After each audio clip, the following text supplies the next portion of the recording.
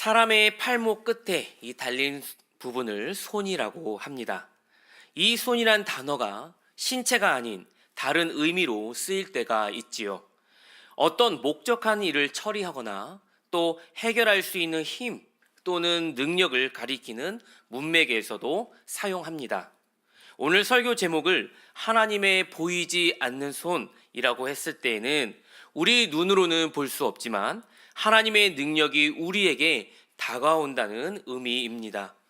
오늘 설교를 이해하는 데 도움이 될 그림책 하나를 소개합니다. 제목은 엄마의 선물입니다. 김윤정 작가의 그림책인데요. 네, 잠깐 보시죠.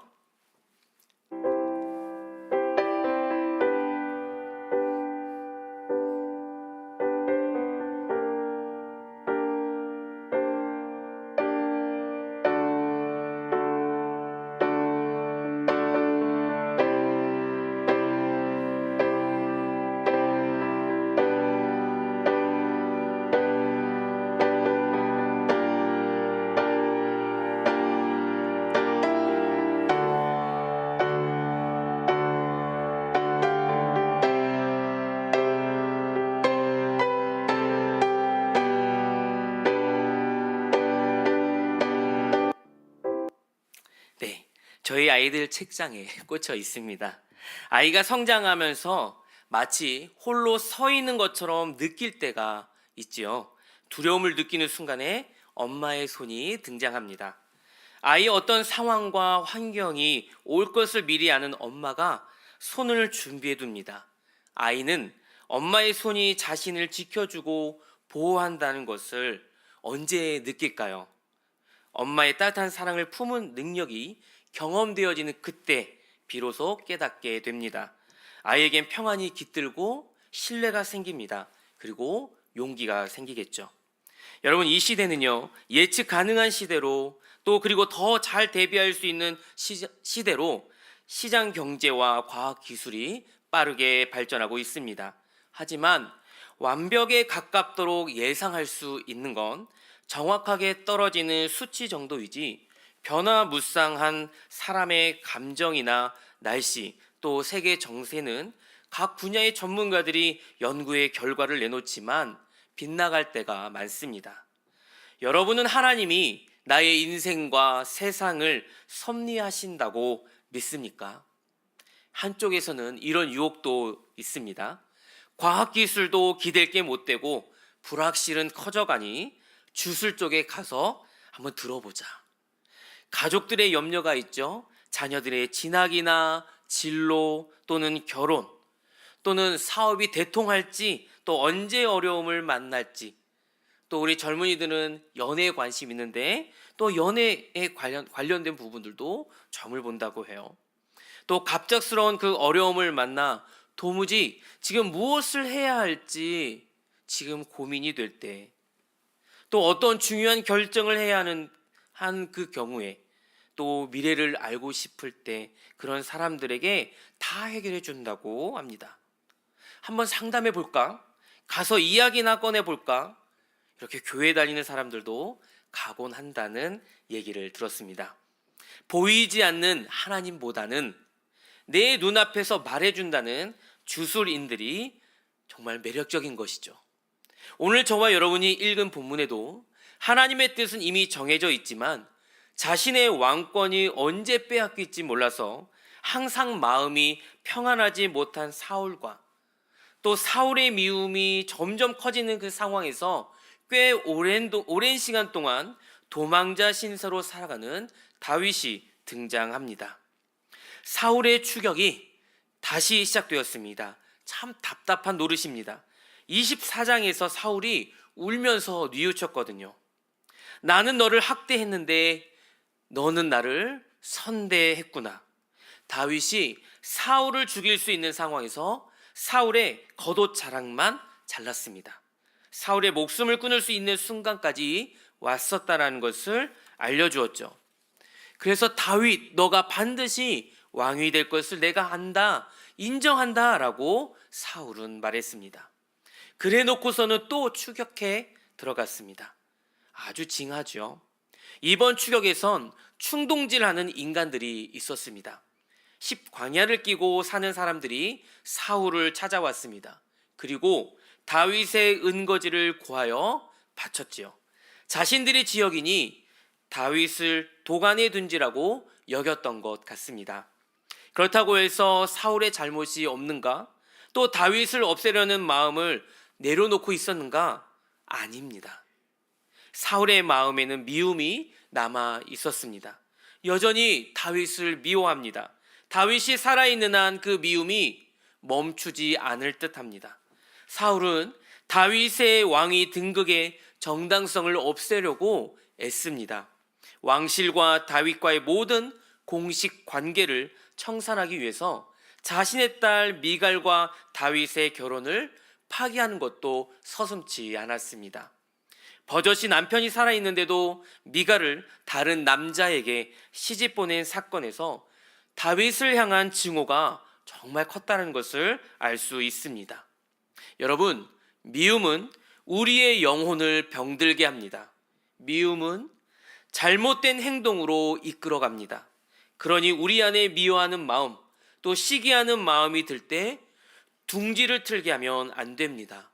그러니 우리는 항상 우리의 생각과 마음을 붙들어 달라고, 지켜달라고 성령님께 아뢰어야만 합니다. 또 하나 짚고 넘어갔으면 하는 내용은 바로 사람을 가려서 허용해야 합니다. 첩보를 주러 온 10사람들은 의도 자체가 매우 나쁩니다. 다윗의 위치를 알려주기 위해서 기브아까지 찾아왔다고 합니다. 자신들의 이득을 바라고서 다윗을 살해하도록 사울을 부추깁니다. 이미 하나님의 뜻은 정해졌습니다. 다윗이 왕이 되는 것은 하나님의 뜻입니다.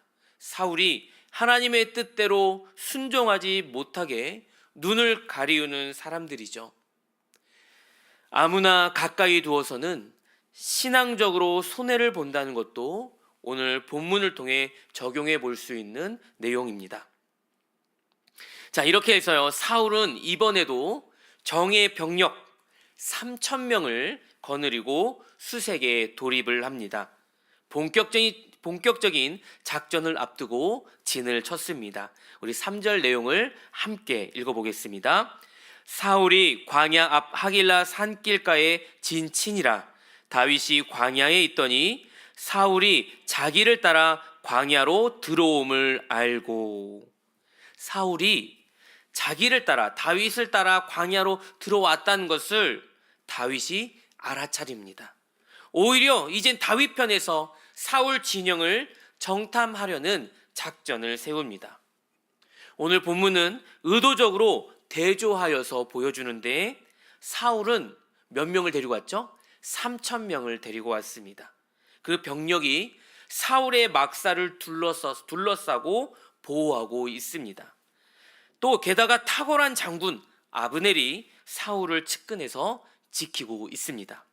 반면에 다윗은 딱 한 사람을 데리고 잠입을 했습니다. 아비새였죠. 사울은 인간의 힘으로 보호받고 있습니다. 반면에 다윗은 인간의 보호를 받을 만한 숫자가 되지 못하죠. 발각이 되면 바로 잡힐 수 있는 상황이 되어버립니다. 다윗과 아비새가 밤에 침투를 하는데 뜻밖의 광경을 목도합니다. 사울과 모든 병력이 잠들어 있습니다. 너무나 기이한 일입니다. 7절입니다. 다윗과 아비새가 밤에 그 백성에게 나아가 본즉 사울이 진영 가운데에 누워 자고 창은 머리 곁땅에 꽂혀 있고 아브넬과 백성들은 그를 둘러 누웠는지라. 여러분, 전쟁 중에 이런 일은 있을 수가 없습니다. 진영을 촘촘하게 둘러싸았다면 밤새 서로 돌아가면서 지키는 병사를 세워두는 건 방어의 기본이 아니겠습니까?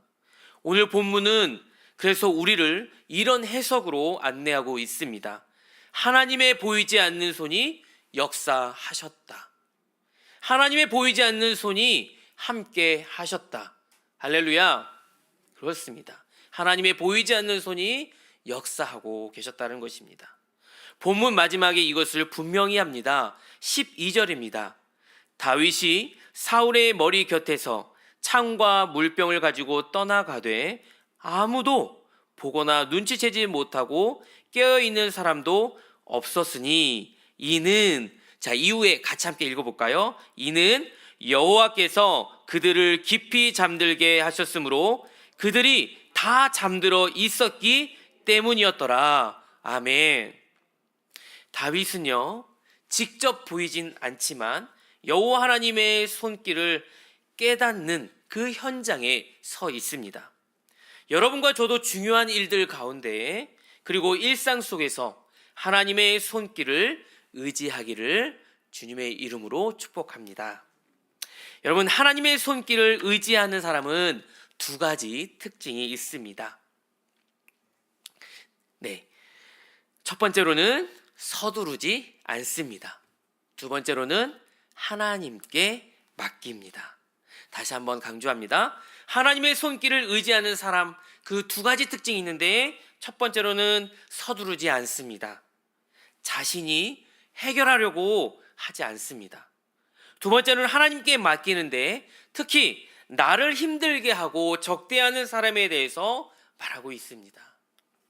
이 방식에서 벗어나게 하려던 한 사람이 오늘 본문에 나옵니다. 바로 아비새입니다. 아비새가 누구입니까? 다윗의 측근입니다. 다윗의 장수이고요, 그리고 호위 대장이었습니다. 그 아비새가 말을 하는데 8절입니다. 8절을 보니 하나님이 오늘 다윗 당신의 원수를 당신의 손에 넘기셨습니다. 허락만 해 주십시오. 제가 사울을 단번에 창으로 찔러 죽이겠습니다. 다윗이요, 하마터면 삐끗할 뻔했습니다. 물론 중심을 놓치지 않았습니다. 아비새의 말을 허락하지 않았습니다. 모든 것을 하나님께 맡겼습니다. 10절인데요, 우리 함께 읽겠습니다. 다윗이 또 이르되 여호와께서 살아계심을 두고 맹세하노니 여호와께서 그를 치시리니 혹은 죽을 날이 이르거나 또는 전장에 나가서 망하리라. 아멘. 여호와께서 그를 치실 것이다. 여호와께서 그리 할 수도 있고 안 할 수 있지만 이 모든 것이 누구의 손에 있습니까? 내 손이 아니라 하나님, 여호와 하나님의 손에 달려 있음을 다윗은 분명하게 믿고 있습니다. 그리고 다윗은 사울의 머리맡에 있는 창과 물병만 갖고서 조용히 물러나왔습니다. 여러분, 하나님은 보이지 않습니다. 예수님께서 예비하시는 천국도 우리 눈에 보이지 않습니다. 거듭남도 우리 눈에 보이지 않고 손에 잡히는 것이 아닙니다. 그래서 성경은 친절하게 하나님의 손이 다윗을 지켜줬다는 것을 기록하여서 우리에게 간접적으로 경험하게 합니다. 그리고 우리 안에 믿음의 선물을 하나님께서 주십니다. 다윗도 조상들이 경험했던 수많은 일들을 반복해서 들으면서 자랐습니다. 그리고 하나님을 묵상하면서 그 믿음이 조금씩 생겨납니다. 그리고 믿음은 하나님의 손길을 경험하면서 성장하고 단단하게 굳건해집니다. 양을 칠 때도 보호하시는 하나님을 풍성하게 경험하고 찬양을 했었죠. 또 골리앗과 싸웠을 때에는 만군의 하나님을 의지하여서 큰 승리를 경험했습니다. 그리고 이후 수많은 전쟁에서 하나님의 지혜와 힘으로 승리하게 하여 주셨고 죽음의 문턱에서 수없이 구원해 주셨습니다. 오늘 본문의 상황처럼 사울을 피해 도망자로 살아가는 그때에도 하나님의 보이지 않는 손이 신실하게 다윗을 도와 피할 길을 여셨습니다. 사랑하는 성도 여러분, 하나님은 영원하신 분입니다. 그리고 신실하시기에 오늘 저와 여러분에게도 하나님의 손은 역사하고 계신 줄 믿습니다. 앞에서 잠깐 엄마의 선물, 그 책을 잠깐 소개했었죠. 그 내용을 조금 바꿔봤습니다. 비 맞을까 두려울지라도 당신의 길을 멈추지 마세요. 당신에게 커다란 우산이 있습니다. 떨어질까 두려워 당신의 꿈을 접지 마세요. 당신에게는 커다란 날개가 있습니다. 또 힘이 들면 가만히 당신의 손을 내밀어 보세요. 하나님께서 항상 당신 곁에 계십니다. 왜냐하면 당신은 하나님에게 가장 소중하고 자랑스러운 자녀이기 때문입니다. 믿음의 식구 여러분, 하나님의 보이지 않는 손을 바라봅시다. 하나님의 보이지 않는 손을 기다립시다. 하나님의 보이지 않는 손을 의지합시다. 오늘 이와 같은 믿음의 방식이 우리 안에 풍성해지길 주님의 이름으로 축원합니다.